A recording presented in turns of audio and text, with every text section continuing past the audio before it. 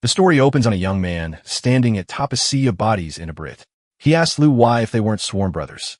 He demands to know why he did this to him. Liu Y materializes a system screen complete with a panel and audio and asks if he remembers.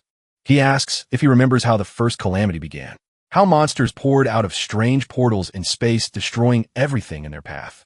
These portals were later called dungeons. Those who came into contact with them gained powers, which became known as classes.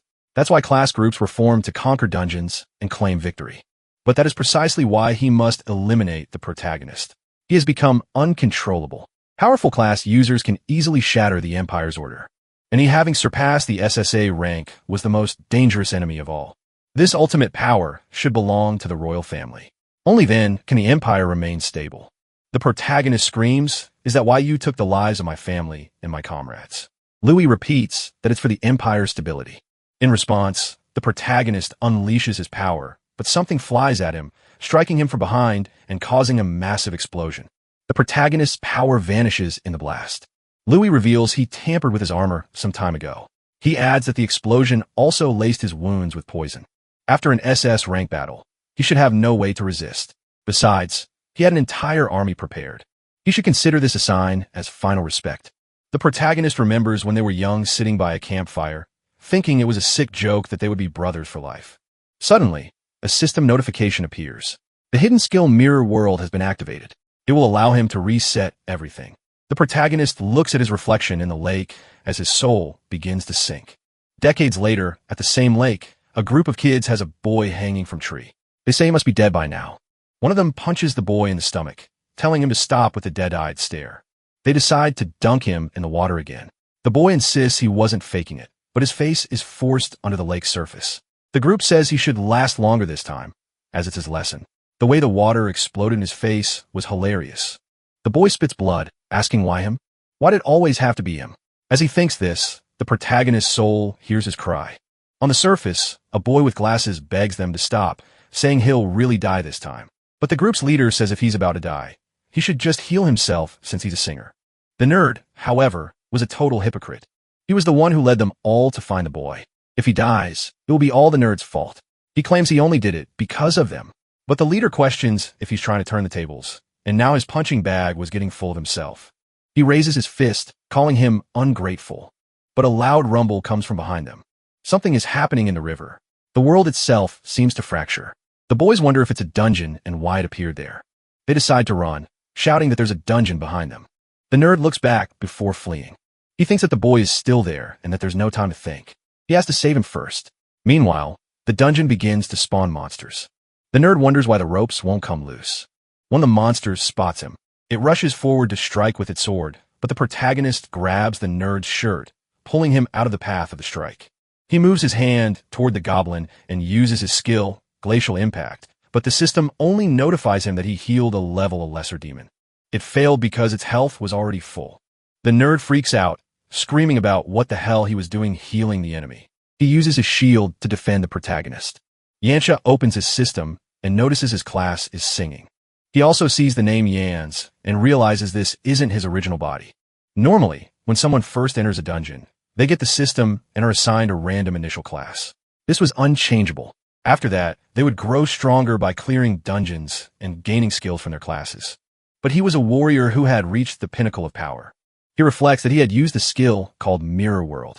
After that, he was locked in this world until he heard the cries of this boy on the brink of death. He wonders if he revived in this body. It wasn't exactly a happy thought, but he was still grateful. It gave a new chance for revenge. The nerd shouts at Yanni that the monsters are surrounding them, and he needs to help soon as he can only handle 3 of them. Yanni thinks that this body is still weak. Besides being a small fry compared to him, all his current skills are useless. Sigiyur was a very niche class, and all its abilities were support-based. It was outclassed by every other class. It was an unimpressive class that everyone looked down on. With his old combat instincts, he can hold his own for a bit, but he needs a way out of this fast before his stamina runs out. He thinks that the hidden skill Mirror World is his only hope. He wonders how it works and tries to use it on the lesser demon, but the conditions hadn't been met. He wonders if the level is too low or if he needs something to reflect off of. When the demon passes over a puddle, he tries to use it again, but gets a fail due to insufficient level response. Yanni dodges an attack, thinking the level is too low. So, Mirror World needs a reflective surface to be activated, but he can't change the level thing yet. He should try another target. He aims for the Monsters Club. However, it fails again due to a lack of level. He tries to use it on the clothes, but it fails again. The nerd screams at him to stop wasting time of his useless skills. He shouts that he can't hold on much longer. Suddenly, an immense light fills the dungeon. A malformed level 10 demon king appears, roaring in an unknown tongue. The nerd mutters that they're all doomed. An elite monster like this requires at least a level 10 party to defeat. Hundreds of lights let the first one fill the dungeon. The nerd falls to the ground, trembling with fear. An army of elite-level monsters forms before him. Yancy tries to use Mirror World on a stone, but fails due to the level difference. He thinks that if he can't even do it with a stone, the level gap must be too large. Or maybe there's another reason. He aims at the nerd's shield. The system shows that he couldn't reverse skills cast by others like Kiyoshi. Yin realizes what this means. He wonders if it means he can reverse his own skills. He activates the Mirror World skill on his entangling vines. Suddenly, he uses a skill called Chaotic Thorns that spreads across the battlefield. One of the monsters tries to attack the nerd with its massive club, but it's struck in the face by a red fist. It came from another demonic creature, leaving Kioi confused. Yanni thinks that the effects were completely reversed. Instead of immobilizing, it now caused confusion. He sees the skill now causes units to randomly attack any other target. Even the most useless skill becomes powerful after being reversed. He wonders what would happen if he reversed the rest of them as well. The Mirror World skill really lived up to its reputation as a hidden SSF rank ability. It not only applies opposite skill effects, but also creates a total enhancement. If he had used the normal version of the skill, not only would the success rate be low, but the duration of the restraint would be too. It would never reach its current potential. So, what if he reversed his remaining skills? Y looks at his enhanced hit skill, which grants a 5% attack bonus to a unit for 30 seconds. He selects it to be reversed. It becomes Trick Blade, which grants a 10% attack bonus per mana consumed and lasts for 60 seconds. The protagonist activates it, thinking that it even gives more attack power. The blade activates with a 60-second countdown. He thinks that simply activating any skill makes it stronger. He notices he's leveled up to level 6 and has gained more of each of his attributes. Yans reflects that some monsters must have died fighting each other. They give a decent amount of experience. A demon lunges with its sword, which the protagonist parries. He notes that leveling up fully restores his mana. It was time for him to test his Trick Blade. He activates the Chaotic Thorn skill, and the blade increases its effect more and more. The protagonist repeats this until he's out of mana. He gains a 120% attack bonus and thinks about how quickly he achieved it. This skill broke all conventions. He charges towards a large demon. Yanxia moves his blade swiftly, deflecting the blow from the demon's club. Then he cuts it in half with all his might. Jawuji is stunned by this. He wonders if this is really Yin Shei, a level 5 singer with this kind of power. The protagonist thinks that with his level 6 stats, 120 mana, and 1 mana per second regeneration, he can theoretically reach 2.3 times his attack power. So, with his current strength, he can barely handle these elite level monsters. Then, a red explosion rocks the dungeon. The protagonist looks on in awe as a level 21 battle chimera charges toward them. Its lesser demons follow, and the Chimura rushes at the boys. Choji shouts that this is impossible. Yanshur thinks about it being a hidden level 21 boss in this dungeon. He moves his hand forward toward the creature. Chaotic Thorns failed to hold the battle Kimura. That monster was immune to the chaos effect. Its claw gets closer to him. Zaioi steps in front and tells the protagonist to pay attention. He defends him with a shield. Yin looks at the boy and is reminded of one of his former comrades. The blonde man called him an idiot and told him not to just rush in without thinking. He never listened. Y's eyes shine as he remembers, but the camera strikes his new companion with its claw. Choshi's thrown far away. The protagonist rushes forward, thinking that the boy had a death wish. He approaches his companion and uses his healing skill to pull him back from the brink. He repeats this, and the boy's HP normalizes. Yanni thinks that a singer's healing skills were truly pathetic. He asks if he has any healing potions. He tells him to drink the last one he had. The Blad's activation is at 110%, with a duration of 8 seconds. The protagonist thinks he's still no match for the boss, but these monsters were already near death. This should work. He tells Chao she to wait for 1 minute. The nerd is confused. The protagonist announces he's going to finish them all. He charges forward, playing with his blade for the entire remaining time, thus eliminating all the remaining monsters. The protagonist levels up and his mana resets.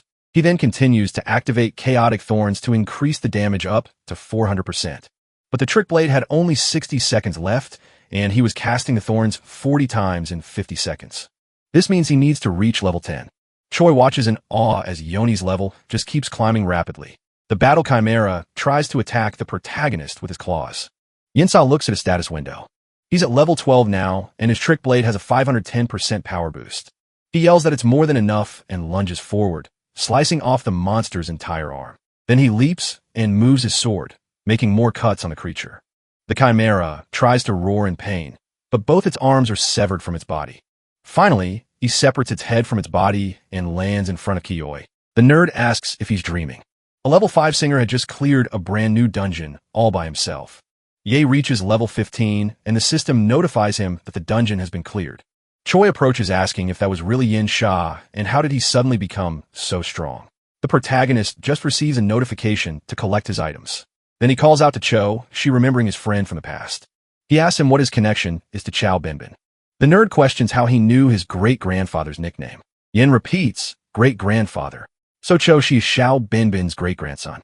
He was the great-grandson of that damn smunk face. Ye wonders why not everyone he knew had lost their lives to Louis. The protagonist thinks he should be dead right now. But Chio, she says they don't have to talk about him now. If he doesn't want to answer his question, he doesn't have to say anything. There's no need to humiliate him like this. Ye thinks about the word humiliate. Chao, she says he doesn't know how, but he's been hiding his strength this whole time. They should head back to school, since tomorrow there's a field trip to the Modern History Museum. Yanni thinks for a bit and concludes that he can't reveal his identity yet. If he probes too deeply, it will look suspicious. The Modern History Memorial should have records of what happened after he died.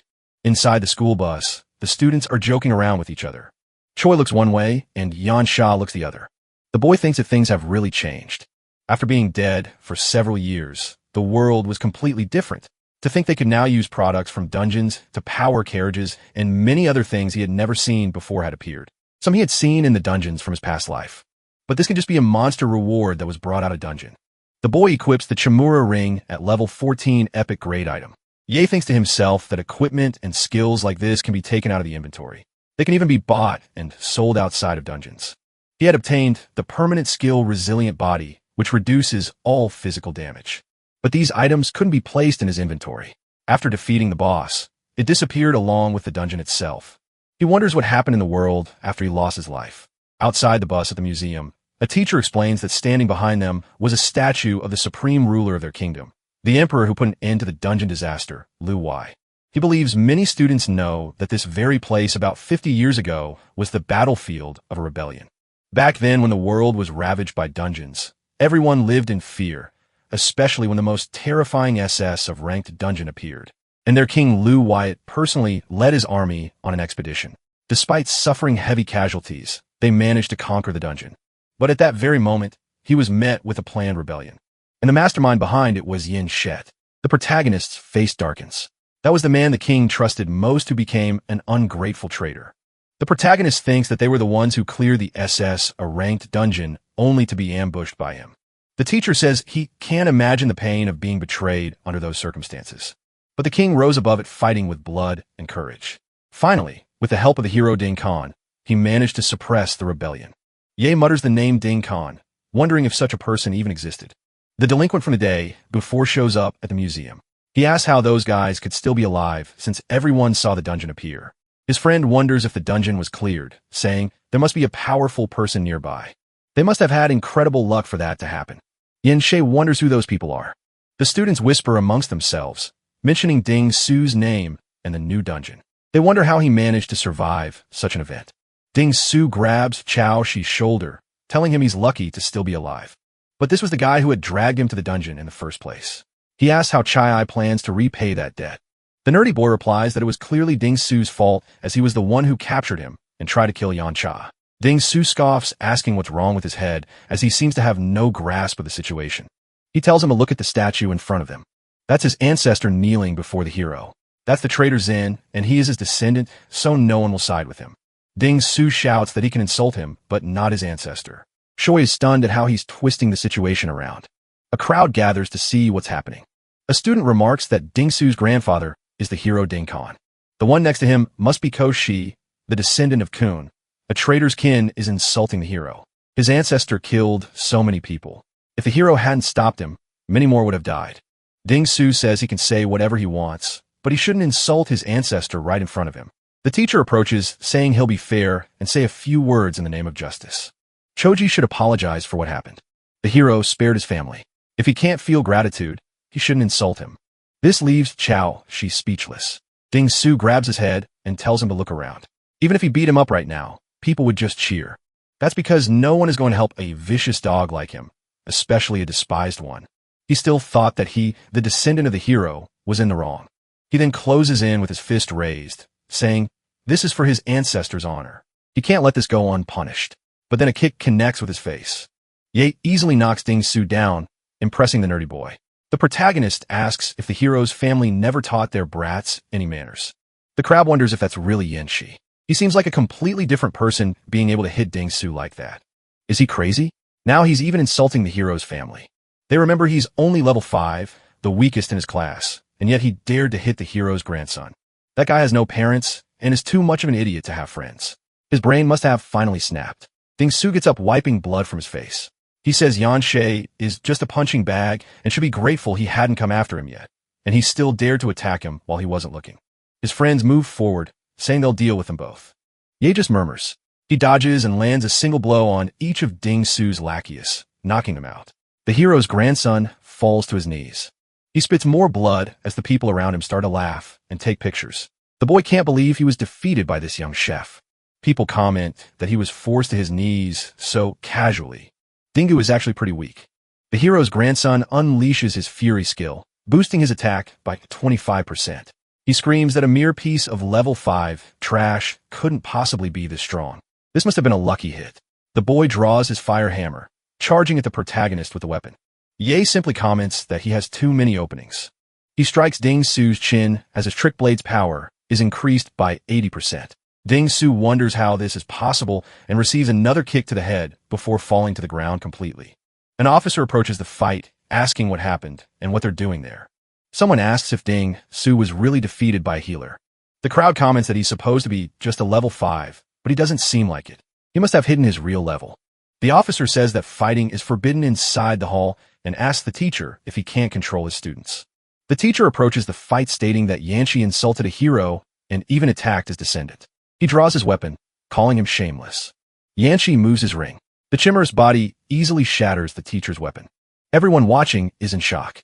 Ye says, "You shouldn't be talking about who's shameless." A teacher is supposed to be fair, but it seems you only listen to Ding Su's side of the story. He questions if the teacher is just trying to curry favor with his family, but the teacher tells him to stop talking nonsense. How could he do that? The teacher then notices the ring. He hadn't used his full strength, but he was still blocked.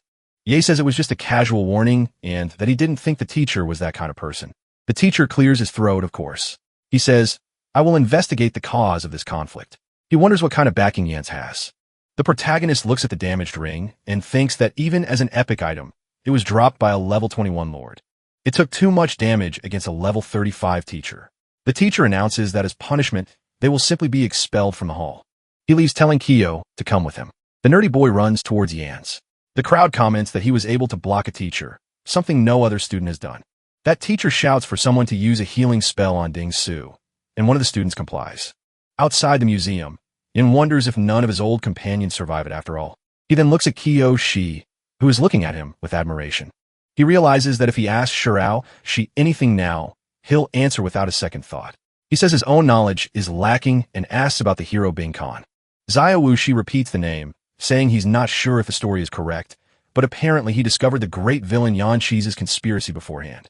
He then prepared an ambush at the SS of ranked dungeon to crush the rebellion. Yin thinks about the ambush near the dungeon. He remembers when he and his companions were sitting on a sea of bodies until knights in armor appeared before them and began to slaughter everyone. Yan screams in anger at the memory. Choji continues saying that hero Ding Khan aspired to solve the dungeon crisis from a young age and trained hard to do so.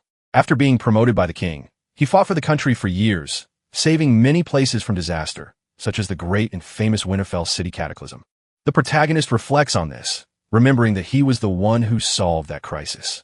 Then he asks about the sword the statue is holding. Choshi says it's the sword used to execute Yance, and that it looks like a high-grade weapon. Ye realizes that not only were his glory and achievements stolen, but they even took his sword. He decides he will take Ding Khan's life first. In another part of the city, outside the Ding family compound, guards patrol the perimeter. Suddenly, one of them glances back, but it was just Yin Sha and Choi walking by. The blonde guard turns back, muttering that it was just some brats. Ye notes that the guard is always on alert. He must have some kind of patrol-type skill. Tiaoji says they should just leave because there were many guards. Even if they could sneak in the moment Dingu returned, they would be finished. The protagonist wants to go in and take the hero Dinkin's life directly. According to Chiyo, he spends all his time in a Heil dungeon, and unlike in his past life, no one can enter them freely anymore. Heil dungeons are now guarded by the army, and you need a special pass to get in. In any case, the Ding family must have one of those passes in their home.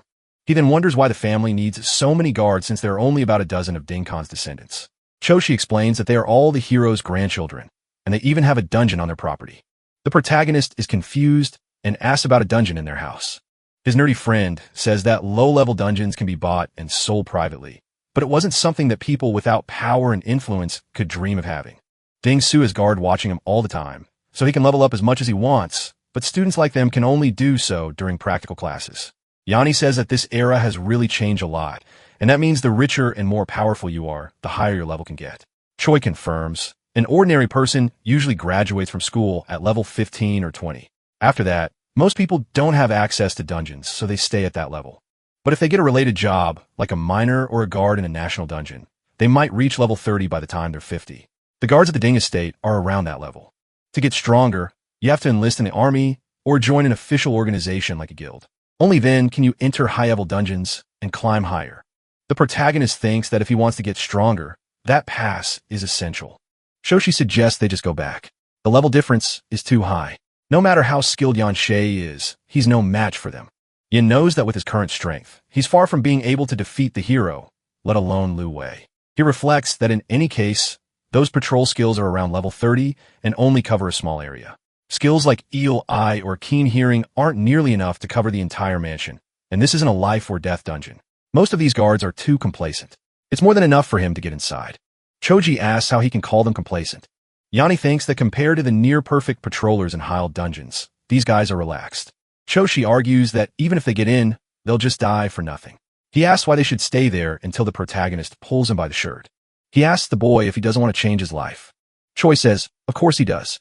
If he could just join a guild, he would. Yanni asks if he could really change things that way. He is, after all, the great-grandson of the traitor. The boy looks down.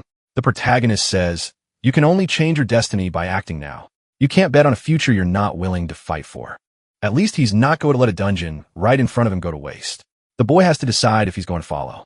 He wonders if his friend's descendant will make the same choice. Zaiwi gulps and gets to his feet, following the protagonist. He thinks to himself that he can't let him get killed. Yanni tells him to be quiet, noting that there are no traces of summoned sentries nearby. So, if they keep their voices down and stay out of their line of sight with one high jump, and by moving at just the right moment, he can easily get in. Choi points out the entrance to the dungeon, which extends underground. The level was a little higher than the last dungeon. Yenshin notes that the number of monsters isn't high. It's probably because Ding Su's family clears it out regularly. There were only 2 small monsters, and she was supposed to try and face them. The nerd asked why he should even fight since there was no way to win, but he blocked the monster strike, shouting that he couldn't believe he trusted him. A zombie tried to bite him, and Choshi muttered that he shouldn't have come. He just wanted to go home, using his shield to block another monster. Yanni told him he should at least fight back. Choshi asked how he was supposed to find a chance to counterattack. The protagonist explained that he was watching and nothing bad would happen. Choshi took a breath and struck a zombie with his shield. The other one tried to attack from behind, but the boy narrowly dodged. Yanni thought that it was just as he expected. His talent was good. Even though he was timid and panicked easily, he could only defend. But his judgment of spatial positioning was extremely precise. It was as if even in a dangerous situation, he wouldn't lose much health.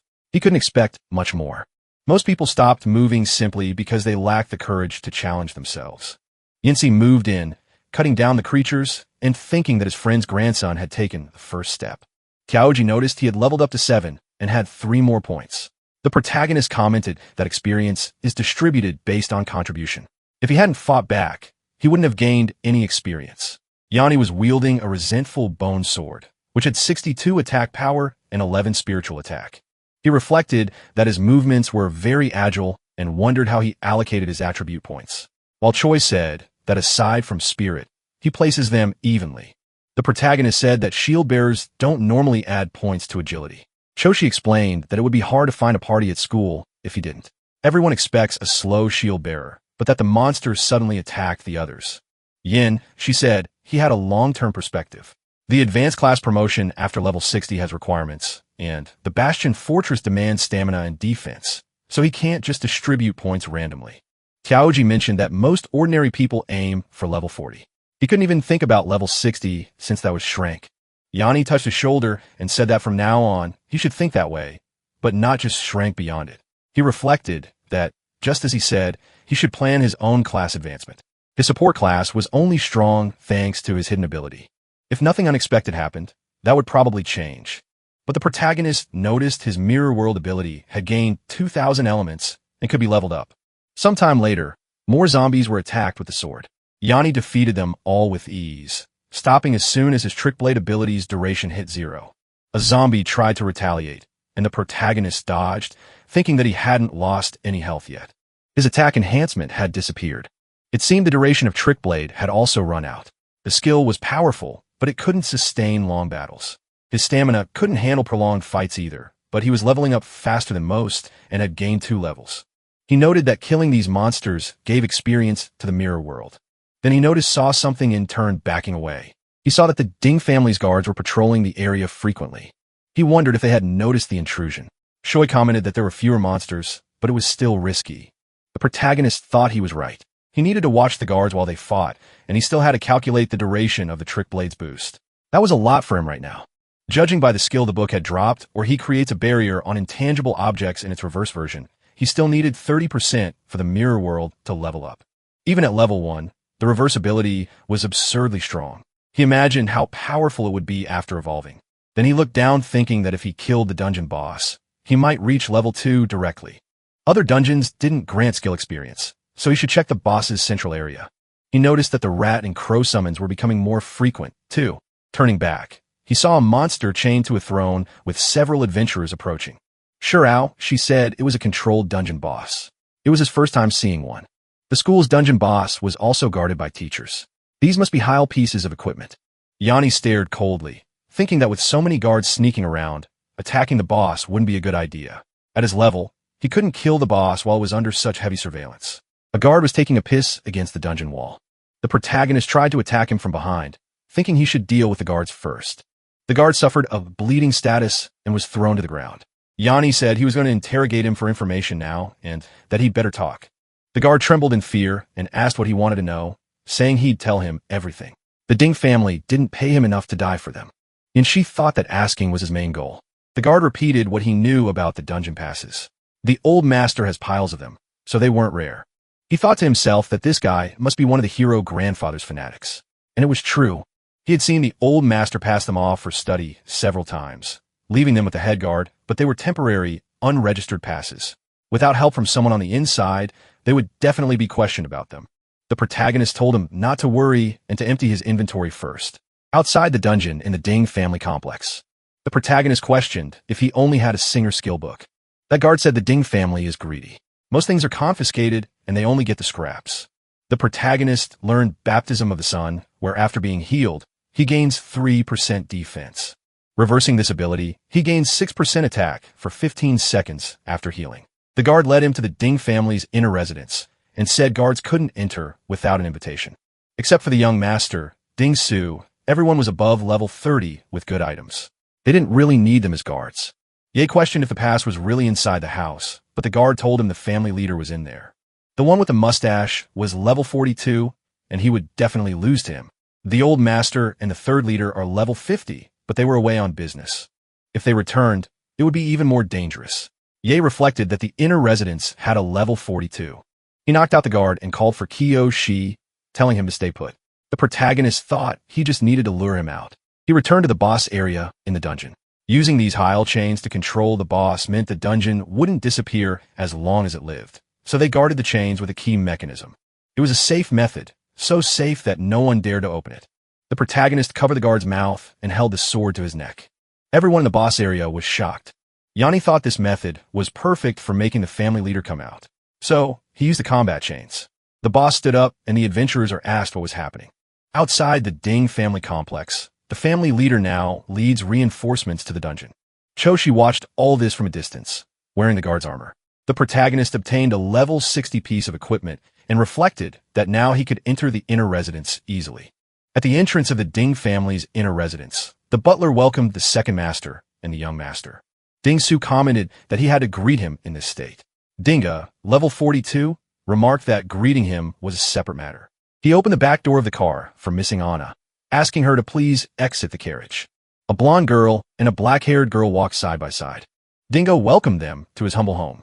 Then he noticed someone in his way and kicked him, telling him not to get in his way. Choi watched all of this from a distance.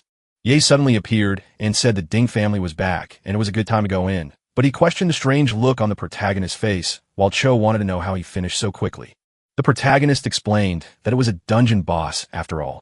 Even at level 30, they wouldn't capture it alive that easily, so he didn't need to get in the way since they wouldn't defeat it so quickly. He then asked what he had seen. Xiaoxi looked down and said that person was his youngest uncle, Chaoli, level 17. Back when Yanshi rebelled, his family lost their lives, but that didn't mean they wouldn't face the humiliation that followed. Yinsha looked shocked. After that, the Chio family endured the Empire's cruelty at every moment and under the secret instruction of the hero Ding Khan. The mistreatment they suffered only grew worse. In the end, they could only become servants to the Ding family. At the same time, the hero's family would occasionally show off its power and benevolence.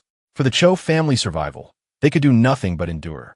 His father's generation also thought about being able to change things. As a result, his father lost his mind and went crazy, and his uncle became a complete dog for the Ding family. He wondered if he was really right to have followed Yanshi. The protagonist said he needed to go to the inner residence and kept walking. She tried to stop him, saying that Dinga's father was there, fully equipped and level 42. If he was discovered, he would definitely lose his life.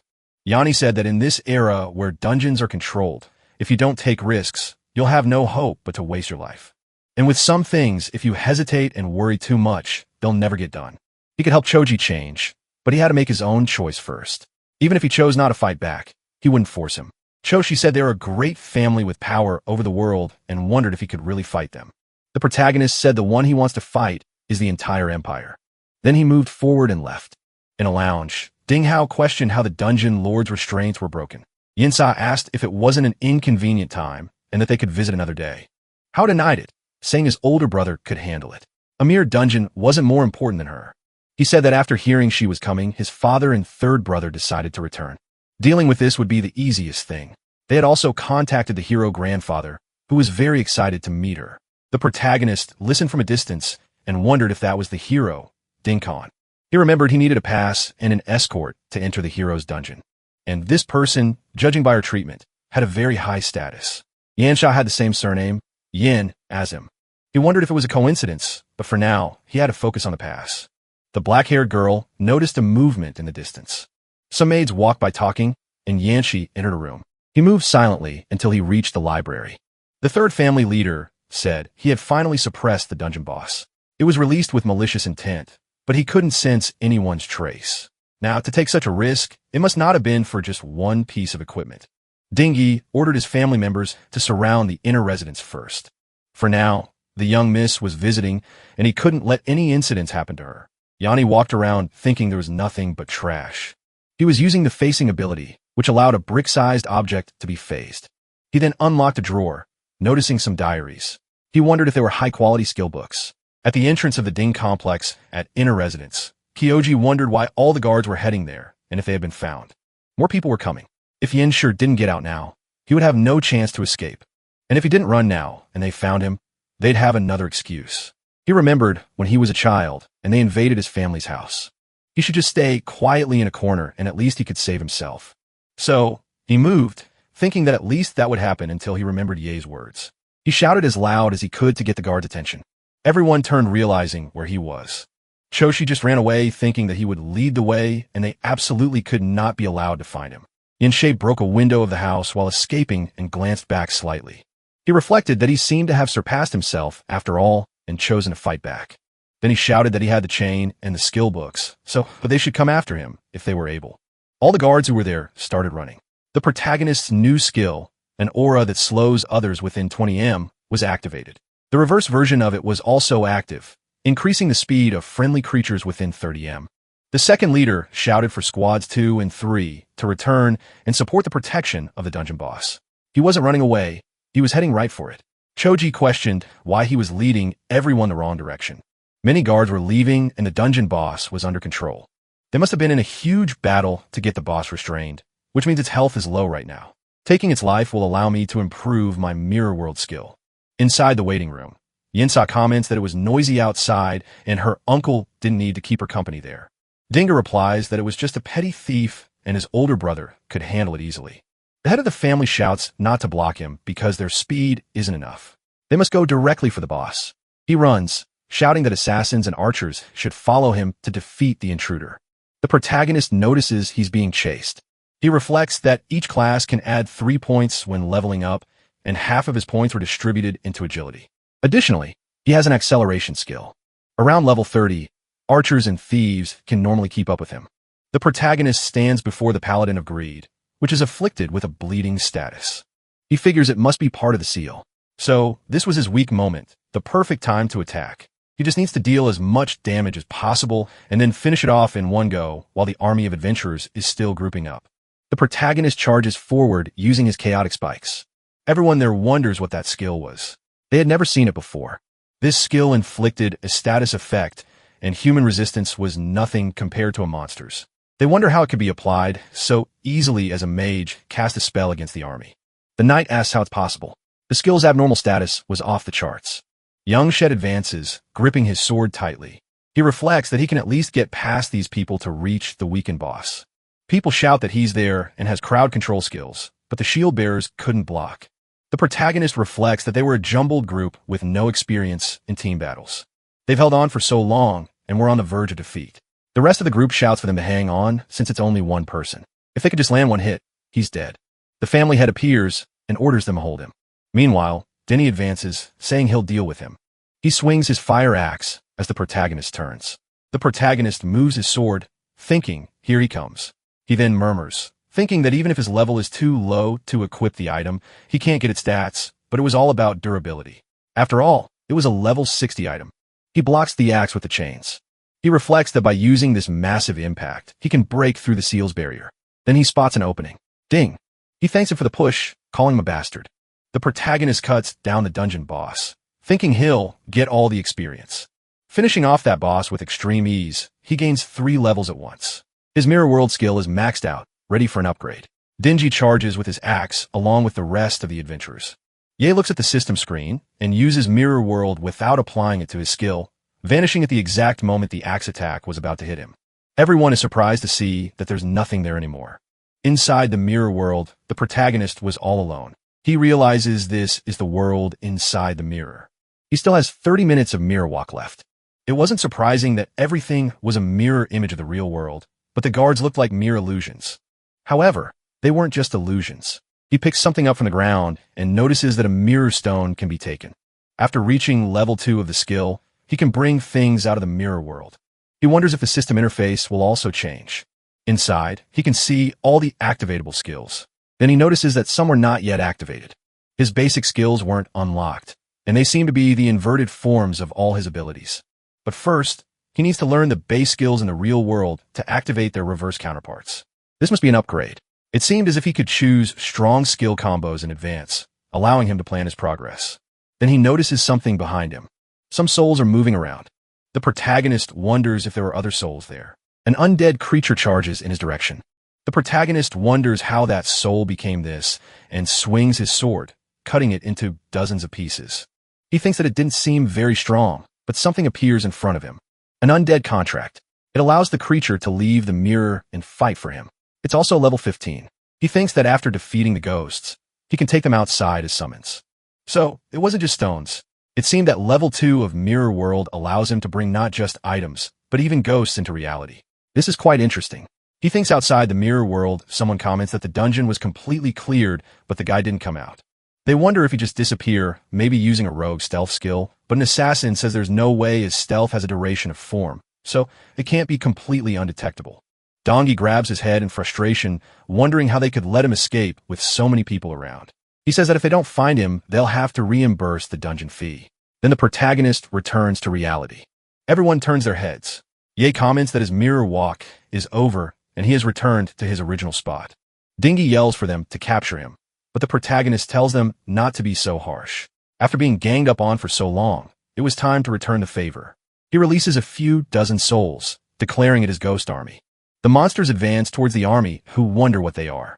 Dingy yells for them not to panic, as they were just ghost monsters, and he's seen hundreds of them before. The ghosts collide with a shield bearer. He notices they have status bars and are only level 20. Dingy repeats for them not to panic and to counterattack, because whoever captures him will receive a bonus. But the protagonist had already vanished from the dungeon, and everyone wonders where he went. Outside, Yans reflects that these ghosts were still lol. If he could get stronger monsters, this disorganized group wouldn't be a match. But among the ghosts he found, the 20 strongest were already contracted. Besides, the mirror world has an exploration limit. Inside it, he can only move 200 m. He needs to explore the mirror world in a different location to maybe find a Heil monster. Outside, he notices a guard grabbing Kyo, she by the neck. The guard comments that Kyo, she's good at hiding and that he thought he'd get away, but who knows what reward he'll get for capturing him. The protagonist slashes his abdomen with his sword. Kyo, she notices this, and Yan Shay grabs him by the shirt, telling him they're leaving. The situation had become chaotic, and it was time for him to return and tally up his gains. The Ding family's army fights the ghosts and defeats them. They comment that these things weren't exactly strong, but they always revive after losing their lives until they all disappear. Ding Ji, the third head of the family, sighs. He says they're summoned monsters, and if they revive, they'll consume the caster's mana, so they should just kill him as fast as they can. Another man asks if Miss Xia has returned. In the inner residence of the house, Ding House says he failed to keep her there and that the intruder had been simply too audacious. Not only had he run around their residence, but he also broke a window in their house. Ding Dan says that an intruder really managed to get into their inner residence. Not only did they fail to capture him, but they also didn't know what he was looking for. Hao just accepts that it was all his fault. But in any case, Mission Shah had agreed to go to the hero's dungeon, and at least his grandfather's affairs didn't run into any trouble. Ding Dan sigh and says that after they find the one who did this, they should take his life. His son should hurry and check what was stolen. Elsewhere, Yan stares at a temporary card with the name Kyo. He comments that he got it, but he was missing someone who could take him to the hero's dungeon. But there was no reason to rush it. Just from raiding the Ding family's house, he had reached level 20. Besides, his Kimura bone had been basically broken, but he managed to get more than 10 skill books from the private collection. The chants were all support skills. He learns the battle chant, which in turn unlocks the shield chun. With this alone, he'll be able to crush people of the same level with just his skills. The boss also dropped some equipment earlier that will be useful later. More importantly, his mirror world skill reached level 2. The necromantic summons could be used to increase his battle power, but it still wasn't enough. Based on the story's equipment, the hero must be at least an S-rank berserker. He needs to contract a spirit of at least the same rank and reach level 50 to have a chance of killing him. Chas asks if they're going to be captured. The protagonist tells him to relax, as they must have lost sight of them already, and they didn't reveal their faces. Cha sighs a little and looks down. Yer reflects that he was feeling restless. It must be hard for him at this age, so he calls out to him. He asked if any nearby dungeons were the site where someone powerful had died. He wants to find a high-ranked dungeon to get stronger. Choi says there was one dungeon where a powerful person lost their life, but that was the school's dungeon and they have no chance of sneaking in. Yanni thinks that it was a monopolized dungeon and he can only deal with it using his special methods. In another room, he gives some books to the teacher who asks if they're for him. The teacher reflects that Yanni must have strong backing. He says that the list of who gets to enter the dungeons is already set in stone and can't be changed, but the dungeon will be open for students who are about to graduate. If a student is particularly outstanding, they can join the tour team with the teacher's recommendation. He will do his best to fight for a spot for the protagonist. Some students comment that might be the last dungeon in their lifetime, and they should defeat as many monsters as they can, and if it weren't for the hero's gift, they wouldn't have this opportunity. Denny thinks that something wasn't right with this dungeon. The teacher explains that this was the Valiant dungeon gifted by the hero. There were rumors that he once fought there and traces of him remained inside. Choshi sneaks around and reflects on this. He thinks that the Valiant dungeon was the place where the hero bravely took the life of the traitor Tia. He should tell Yanshur about this. The teacher explains that the dungeon's level was high and they must be careful. Little C will take care of the two of them. She asks how he's supposed to level up this way, but the teacher tells him to stop complaining as the dungeon was open and they should just go. C complains that it was annoying and he had to look after 2 dead weights. He tells him to stay behind him and not cause any trouble once they get inside. Yanni thinks that it was a level 20 to 40 dungeon and wonders why he had this dangerous feeling about it. Inside the Valiant dungeon, Sayo notices something and says that's why Yan Sha and Yunin also came in. There were 2 rookies from the school. She turns and says he has 2 rookies, too. It would be better if he could trade them for Yan Sha and the others, as he would be full of energy escorting girls. Maybe he could even date them, he thinks, drooling a little. But his colleague tells him to stop dreaming, as they were on their own above level 30, and he would be the one asking to be carried. He wasn't in their league, anyway. She says he knows and was just saying. Then he looks to the side as the girls approach. Yo walks up to Yin Shi, and the protagonist is confused. He thinks that she was that high-status visitor at the Ding family's house and wonders why she was approaching him. He wonders if she knew the original owner of the body or was just close with Ding Su. But the girl says she saw him at the memorial yesterday, and he wasn't weak with a unique voice. Ye is confused and thinks she was just talking nonsense. The girl says it was easy to recognize his voice when it was mixed with the sound of shattering glass. The protagonist realizes she recognized him from the 2 sentences he had spoken yesterday. The girl dressed as a witch says that now that they said hello, they'll leave it at that for today. They will go explore first, leaving with her friend. Ye reflects that she recognized him, but didn't expose him publicly. See, she was warning him. Ding Su must have recognized his voice by now, too. But it wasn't as if the Ding family would come after him so soon, and it was fine. With his leveling speed, he didn't need to worry. Since they were being friendly, he decided to return the gesture. The protagonist tells her to be careful because this dungeon has a dangerous aura. The girl says that, come to think of it, this place did seem a little strange, and he was right about that. At her level, it shouldn't be like this. She thanks him for the warning. The other students comment that this was the same Yan Sha who is usually so cold. They ask him how he knows Yan Sha and if he can introduce them to her. The protagonist apologizes and says they should get going. The others question if he's going alone. The weakest monsters around here are level 20, and 2 rookies will lose their lives in a single hit. But she stops them and tells them to let them go because for him to be on good terms with young Sha, his level probably wasn't low at all. The other students say that Professor Lai asked them to look out for them and wonder how this could happen. But C tells him not to forget the purpose of their visit. The less they know, the better. These precious crystals needed to be shared among them. Anyway, everyone is equipped with signal flares, so they should just ignore it. She wonders why that boy was with Yin Sha, looking like he had a plan. Since he was also so confident, it seemed like he was just asking to get himself killed. At the dungeon entrance, Ding Su comes running up. The professor asks why he's there at this time. Ding Su asks if the team had just entered, and the professor confirms it, questioning what Ding Su is trying to do. Ding Su had told his father about Yu Chan and Cho Shi, but his father tells him not to drag his personal affairs into this just because he got beaten up at the memorial. The young master says they were there and that he definitely recognized their voices.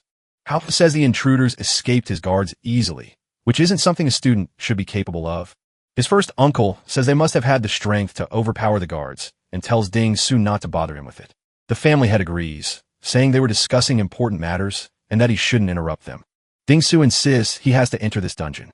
The protagonist easily cuts down level 20 stone monsters in his path.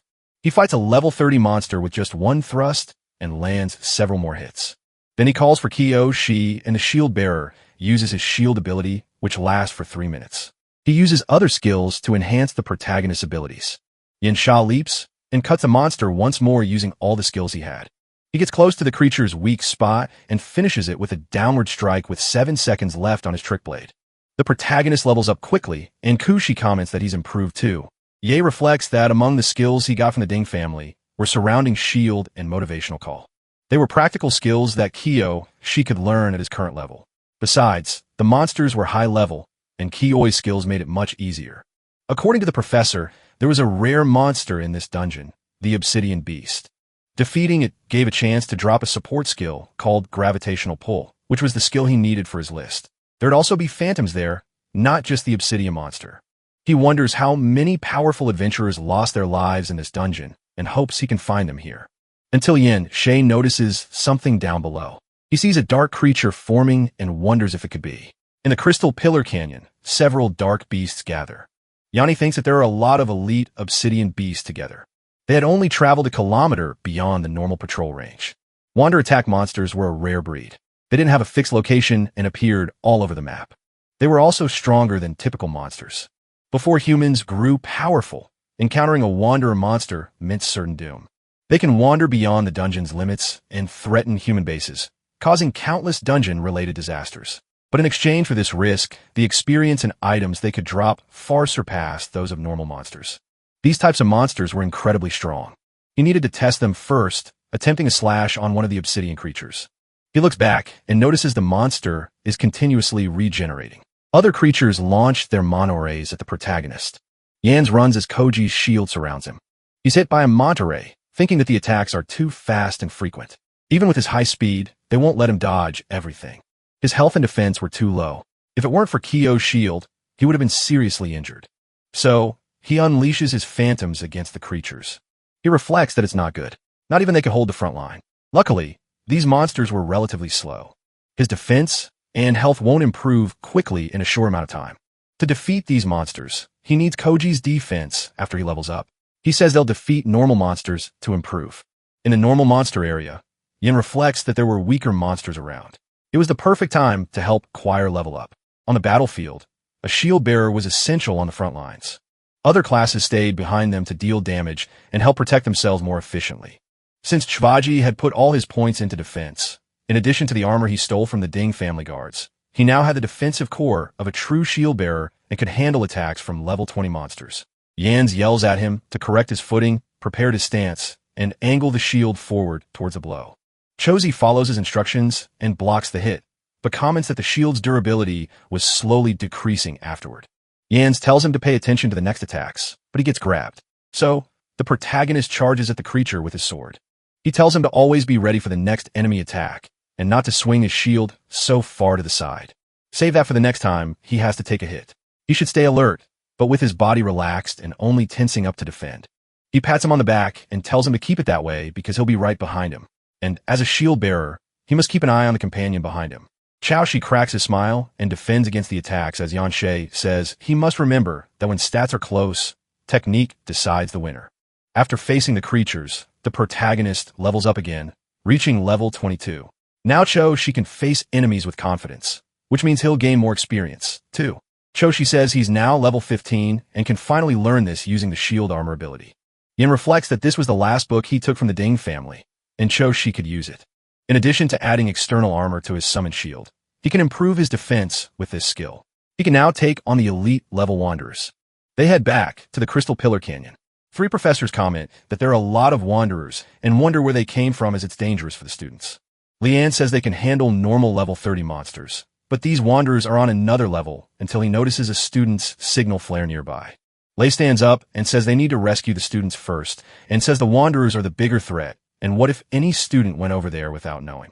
Pang Jing announces that in that case he'll stay behind.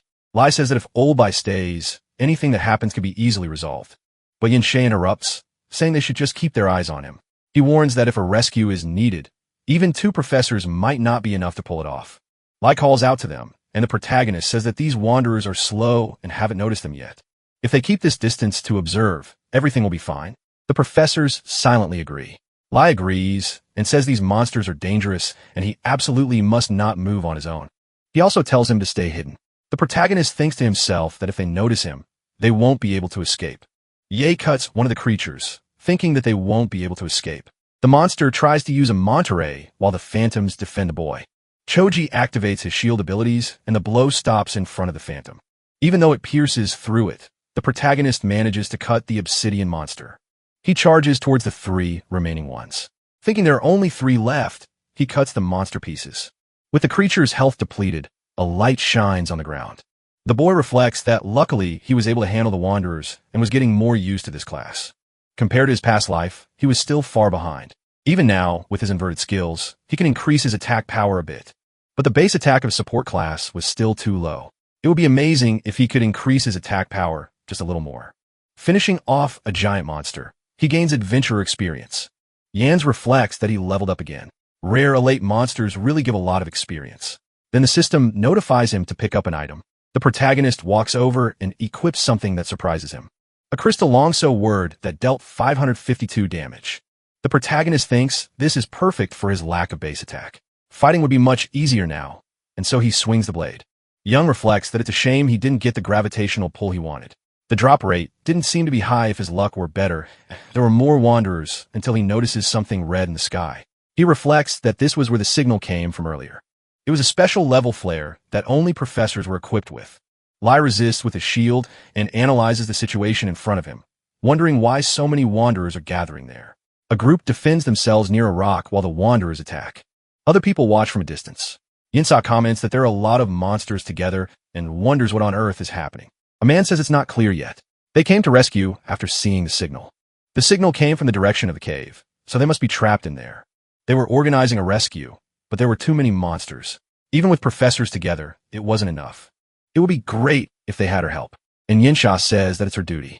She prepares a star magic and moves to autocast, activating her mystic art of light. The group's spirit and attack increase, and they comment that it's a strong skill, at least epic level. Yinsha uses gravitational pressure on one of the obsidian monsters. Her sister finishes the monster using a hidden spike. The group comments that they're very strong and they can rescue the trapped people now. The two of them are as amazing as expected. Young Sha reflects that not only the equipment, but everything was high level. It seemed that even if he wasn't there, they wouldn't have any problems. He wonders about the situation and what could attract so many wanderers to gather there. He says he's going to take a look around, and that Kyo, she should stay with these people for now. He uses mirror walks to go to the other world. Ye notes that the place was covered in crystals, and they were all mirrors, so he can enter here anytime. If he hadn't had time to understand this mechanism of returning to reality yesterday at the Ding family's home, he wouldn't have returned after the time ran out. He walks thinking that people have phantoms, but monsters don't. However, the bodies of monsters exist physically. Besides him, living things don't have a physical form in the mirror world. Noticing that there they were, and his name was Shidoki, it seemed they were the ones who attracted the wanderers to gather here. They're walking through the Forsaken Land, so they should be safe for a little while. He doesn't know what attracted so many wanderers, and all these crystals were visibly affecting their path until he notices something and wonders how this kind of item could be there. That was a special crystal, or no wonder Kiyoshi and his group came to this cave. Unlike the crystals of the outside world, dungeons can produce special products that don't exist out there. And professionals with life skills can use these products to create special items like equipment and accessories. These were just that, and their value was greater than or equal to their weight in gold. The system notifies him that the mirror crystal could be picked up, and that he can return to the real world there. Yanni mentally repeats the words return to the real world there, wondering how that could be. So this was the mirror interface, and he can return at specific places. There must be a lot to explore with this skill, and he needs a chance to study it. But for now, he needs to explore this place first. This amount of war was a bit unusual. Digging up all this, would be enough to turn a normal person into a billionaire. No wonder so many wanderers were gathering here. Outside, Yinsai uses a gravity spell on an obsidian beast. Yenin finishes it with her dual blade dance. The group of adventurers wonders if all their skills are special grade, as they're very powerful, even stronger than the professors. The girl cuts down one of the obsidian beasts, clearing a path for the professors. The third-year group says they're finally safe and thought they were going to lose their lives there. Yamin tells him not to let his guard down. They still have to fight their way out, even though everyone is exhausted. Sha says this will be easier than before and stares at something different for a second. The third years tremble in fear at that sight.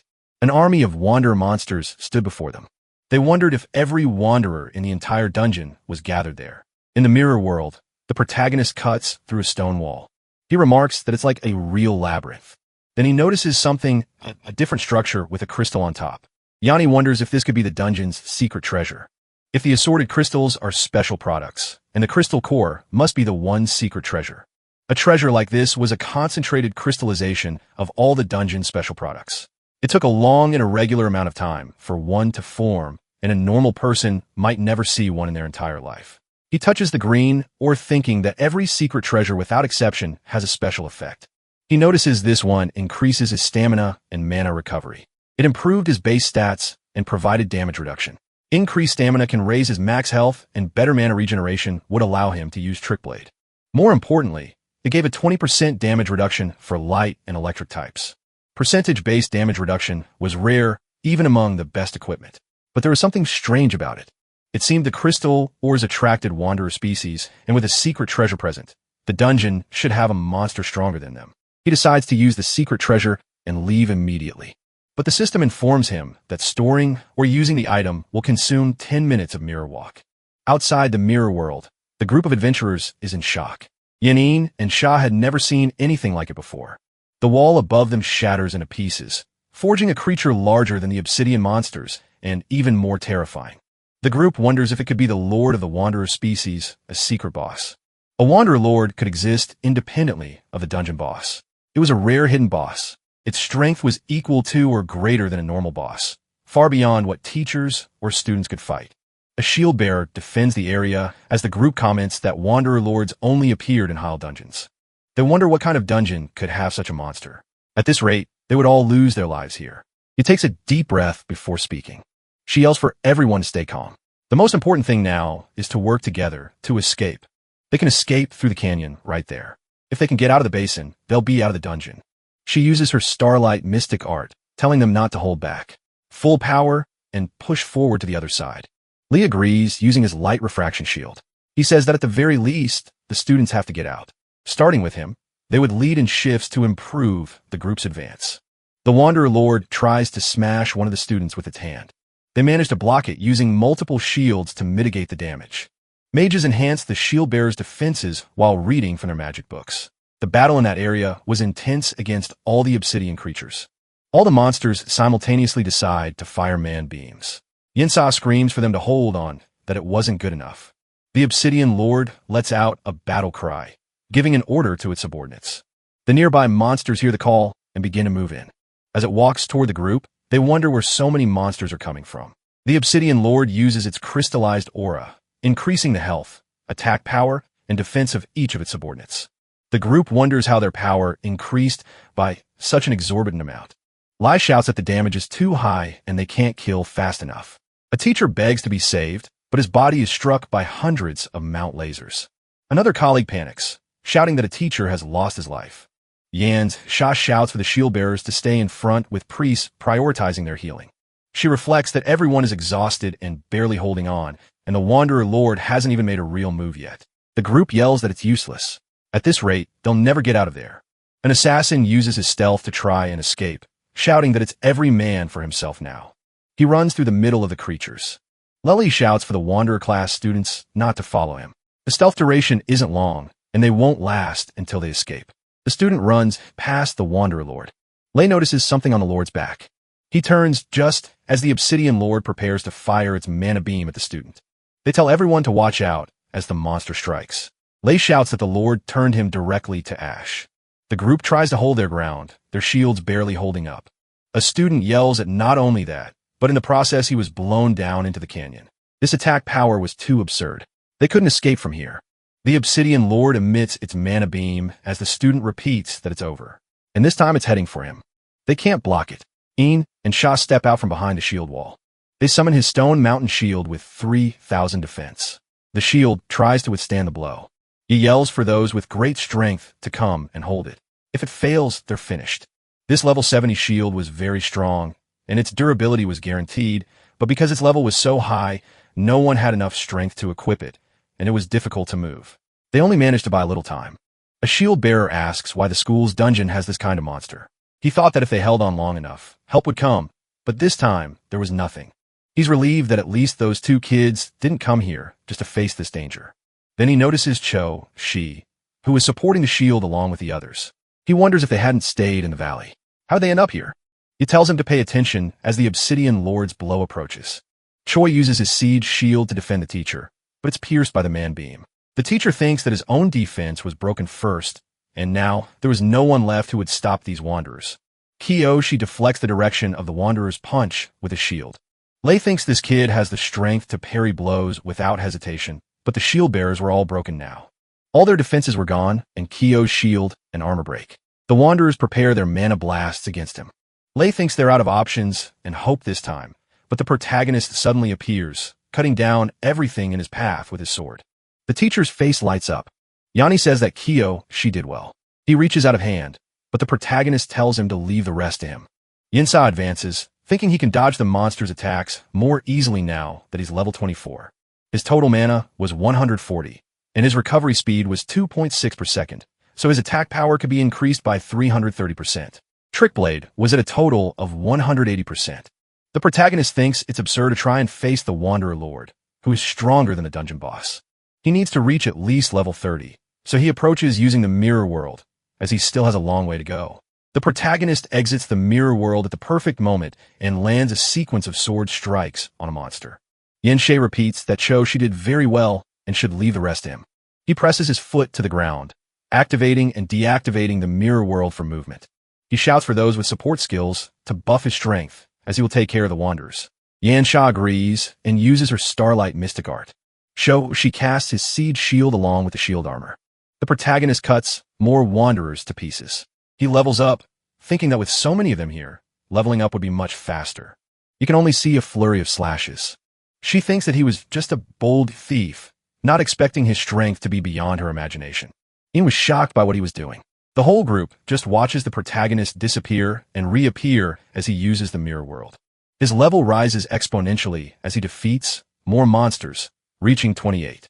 Lei tries to warn him that it'll be over when the Wanderer Lord gets closer. No matter how strong he is, he can't fight the Lord. The shield bearers say the two shields are hard to move, and if they break, they'll be exposed to the Wanderer Lord's attacks. The group discusses that if they move, they'll be easier targets. Ye repeats, just leave it to me.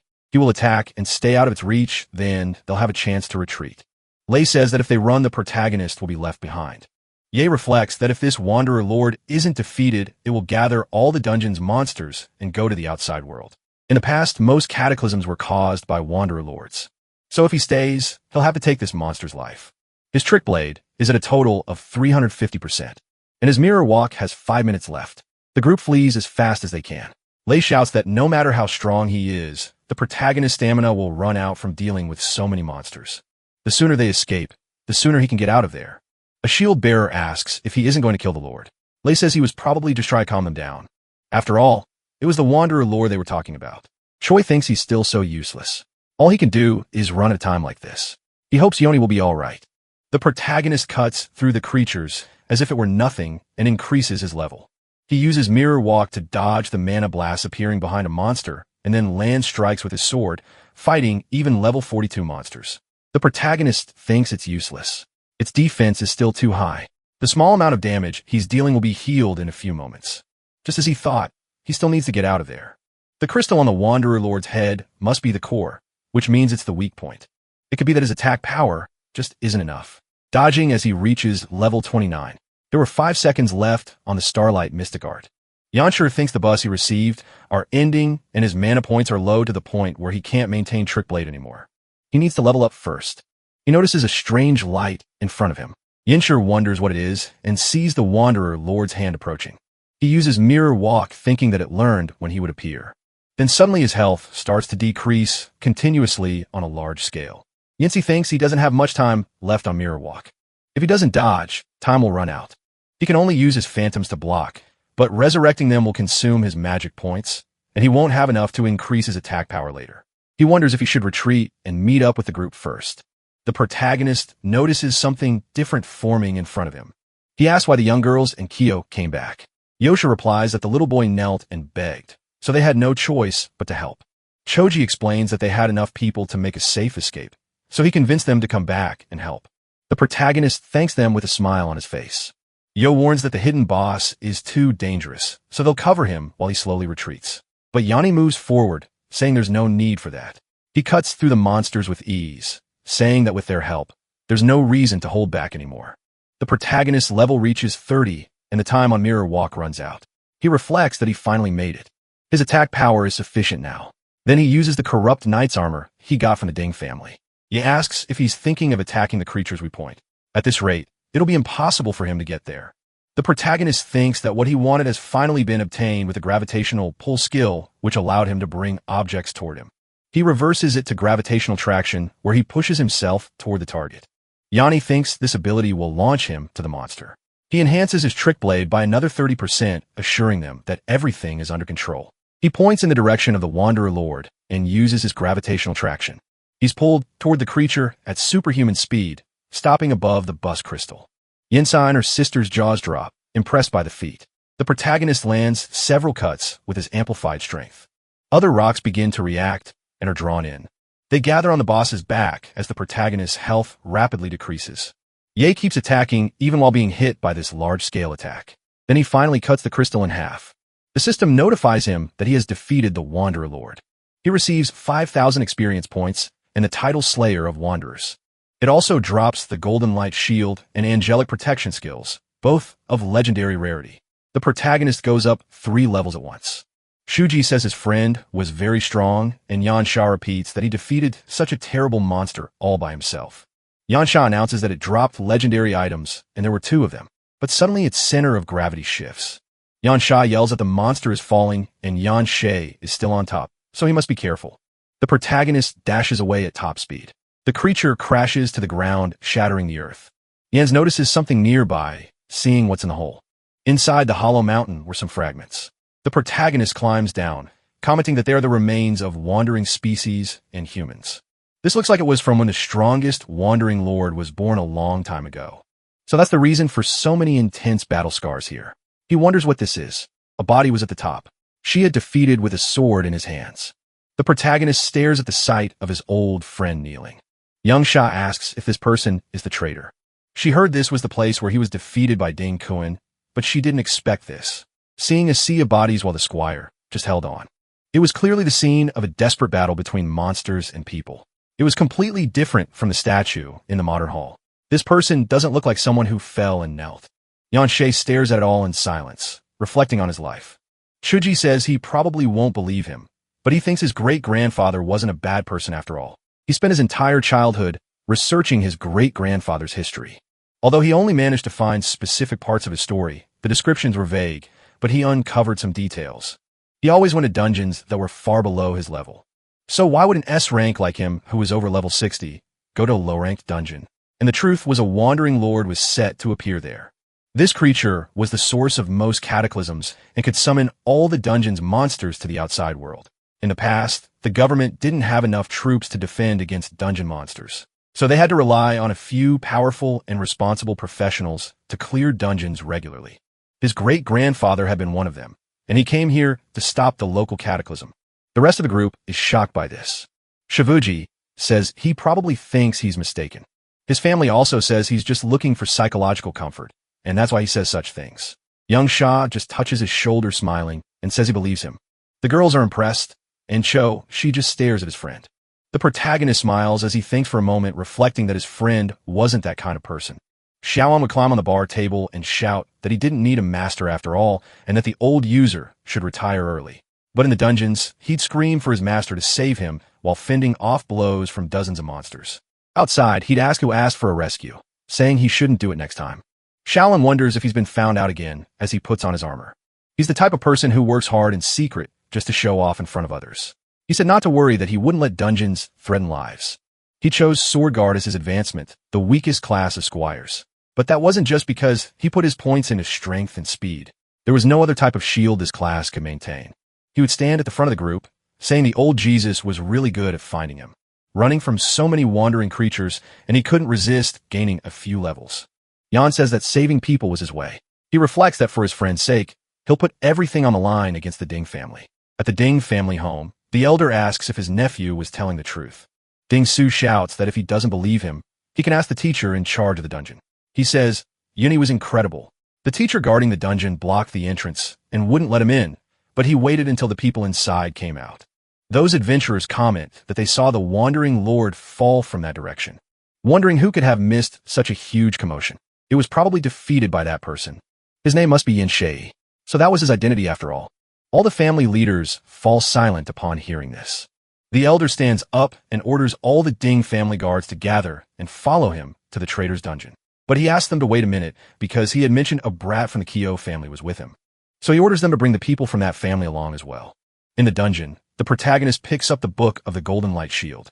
He handed it to Kyozi, saying he should have this skill since it has no level requirement. Yansha comments that it's a legendary skill and he's just giving it away to his friend.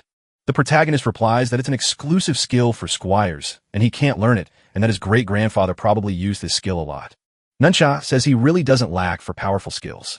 Logically, her skills were high level, but compared to him, she was still a long way off, especially that skill that suddenly took him away, or that other one that had summoned so many ghosts. Ye repeats the word ghosts. He thinks that he remembers, and they were all made of souls, plus other souls that also go to the mirror world with him. He notices something different and uses mirror walk, which had just recovered. The protagonist wonders if he can use this as he looks at the top of the mountain. His new friend stands up, and Yan calls out Ben. Outside, Yanin warns that they should leave because there's a ceremony audience soon. Yusha says they've really spent a lot of time here, and it was obviously more interesting to stay. Wondering where in the world the protagonist could have gone having disappeared for so long. The protagonist looks down from within the mirror world. He approaches Ben Bennett and says he never thought he'd be able to meet him again. He really wanted to tell his friend that it was all his fault until shadows take over Kyo. That dark energy transforms him into another monster, and the protagonist says it won't respond to him. He has really become a ghost spirit. He doesn't want to fight him now, but the shadows envelop him. Yanshi appears inside Koji's eyes and wonders if these were all of his old friend's memories. The moment he was cowardly attacked by Ding Khan, Yanshe wonders why his stance looks so familiar, but the memories fragment and the protagonist wonders what on earth had happened. He calls out for Benben, but Choshi lunges with his sword, trying to defeat the protagonist. He tries to call for Ben while retreating, merely defending against the sword attacks. He reflects that only combat instincts remained, so he needs to get out of there first until the system warns that he cannot leave. The protagonist sighs, commenting that he has no choice but to fight. Outside, Choji notices something. The Ding Elder asks why he's alone and if his friends sensed them coming and ran, but that was just part of his fun. She calls out to Ding Su asking why he came here, and if he was going to try and level up too. Ding Ji tells the Chow family bastard to stop lying because it was him who took Yin Chi to his house and stole his things. Choshi says he must have made a mistake because it wasn't him, but Su asked if he wouldn't recognize the sounds of that nerd's screams. The nerd is shocked to hear this. Ding Ji says none of that is important and that he brought a little gift for the boy. Chas realizes what it is, seeing his entire family gathered there and injured as a result. The nerd calls out for his uncles, grandparents, and even his mother. His second great-uncle yells for him to kneel. This little bastard must apologize to the hero's family and to young Master Ding Su, and the boy tries to say he doesn't want any more. That uncle says he taught him this while he was growing up and how he should act in front of the Ding family. Choshi says they're the Kyo family, and they shouldn't be the Ding's dog for generations. His family is astonished to hear this, and one of his uncles kneels saying that for them descendants of the vile traitor being dogs is good enough. His aunt tries to say their whole family would lose their lives and that he should think of his father. He's gone mad and should know how hard it is for his mother to help the family. Choji remains silent, but tells his family to look at the situation behind him. His great-grandfather came to this dungeon to resolve the cataclysm before it happened, and many people ambushed him until he sacrificed himself. He has been collecting information about his great-grandfather for a long time, but he lacked real evidence, and now it was right in front of him. His ancestor was not the kind of villain who betrayed the country. The truth was completely different from what they were telling. They should reveal the truth to the public to clear his great-grandfather's name and not live like this. The Ding family had no right to treat them this way. His family should do something immediately because the other branches shouldn't have lost their lives for this. Ding Jie starts laughing, saying this was childish, just as it should be, and he was right because everything he said was completely correct. His great-grandfather, Tiaoan, was defeated in an ambush. He really wasn't a bad man, and to be more precise, it was his grandfather who had the good fortune to ambush Xiaoan from behind, but nobody cares about that. Xiaoan was an imperial traitor. He was very vile. The traitor's descendants should become a lowly family, and besides, his entire family knew all of this. Otherwise, he shouldn't even think about mentioning the people who lost their lives. Ding Ji orders everyone to kneel, and the Ko family does so without hesitation. The nerd's mother begs him to admit he was wrong and not to resist anymore, as it's useless. After his father went mad, his mother really doesn't want to lose her son too. She really couldn't bear it, and Kyo, she clenches his fists. His mother had told him not to listen to others because her son was the best of all. Ding Su last hearing this. Then he tries to kick him saying he's useless and should kneel whether he wants to or not. Choshi just blocks the blow with extreme ease.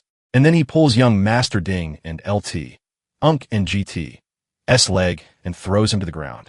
Chosa declares that he will not kneel again. Ding Su takes a deep breath and summons his hammer, saying he really wanted to fight back. So he should remind him what it's like.